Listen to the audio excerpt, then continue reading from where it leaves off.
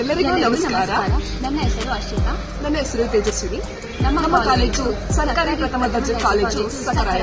ನಾವು ಉತ್ತಮ ಓದುಗಾರ್ತಿ ಎಂದು ತೋರಿಸಿಕೊಳ್ಳಲು ಬೆಂಬಲವಾಗಿದ್ದು ಗುರುಗಳೇ ಆಗಿದ್ದರು. ಅದಕ್ಕೆ ಪ್ರೋತ್ಸಾಹ ನೀಡಿದ್ದು ನಮ್ಮ ಕಾಲೇಜು.